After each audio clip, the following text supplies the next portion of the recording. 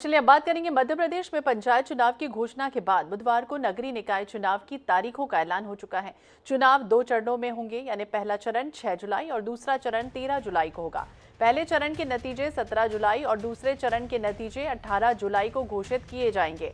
चुनाव की तारीखों का ऐलान होते ही आचार संहिता लागू हो गई है। भोपाल, इंदौर, ग्वालियर और जबलपुर में पहले चरण में चुनाव होगा।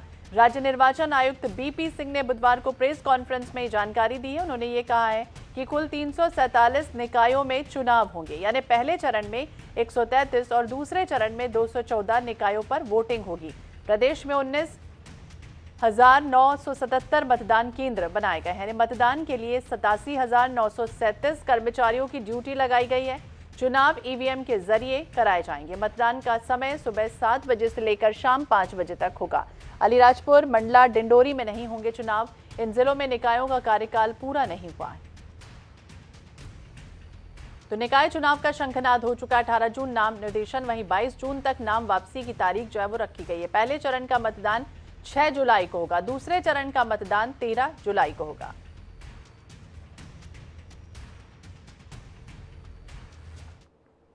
नगरीय निकाय चुनाव की घोषणा हो गई है। इस वक्त हमारे साथ बीपी सिंह है। सर, जो चुनाव घोषित आज हुए हैं उनकी तारीखें क्या रहेंगी और किस तरीके से उनका जो मतगणना है और जो चुनाव के जो नतीजे हैं उनकी घोषणा कब होगी? चुनाव 2 चरणों में होंगे। पहले चरण का चुनाव 6 जुलाई को और इसका रिजल्ट डिक्लेयर होगा 17 जुलाई को। दूसरे चरण का चुनाव 13 जुलाई को, इसका रिजल्ट डिक्लेयर होगा 18 जुलाई को। सर, इस बार कई क्षेत्रों में चुनाव नहीं भी हो रहे हैं, कुछ सारे इसके कारण भी बताए जा रहे हैं। क्या कुछ कारण है जो इन क्षेत्रों में चुनाव इस बार नहीं करवाए जा सकते हैं?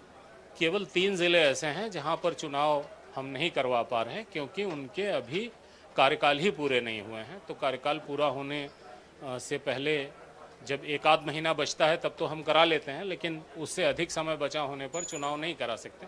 इसलिए 3 जिले छूटे हुए हैं। 9 अर्बन बॉडीज़ छूटी हुई हैं जिनमें अभी वार्ड विभाजन और आरक्षण का कार्य सरकार कर रही है। प्रत्याशियों के लिए अगर कोई गलत जानकारी देता है हमें नामांकन फॉर्म में, तो क्या कार्रवाई आप लोगों की तरफ से की जाएगी और क्या निर्देश आप लोगों की तरफ से उन लोगों के लिए है? शपथ पत्र में अगर जानबूझ करके कोई गलत जानकारी देता है, झूठा शपथ पत्र प्रस्तुत करता है, तो उसके खिलाफ कार्रवाई की जाएगी। इसमें 6 महीने का कारावास और 25,000 का अर्थदंड यहाँ तक दिया जा सकता है। कहा जा रहा था कि पंचायत चुनाव खत्म होने के बाद निकाय चुनाव की घोषणा की जा सकती है, लेकिन जल्दी कर दिए गए। नहीं, संभव नहीं है। जो माननीय उच्चतम न्यायालय का आदेश था, उस आदेश में ये लिखा हुआ था कि 1 हफ्ते के अंदर सारे पेंडिंग चुनावों की घोषणा करिए। मतलब 1 हफ्ते के अंदर हमको पंचायत भी करना था, अर्बन बॉडी भी करना था।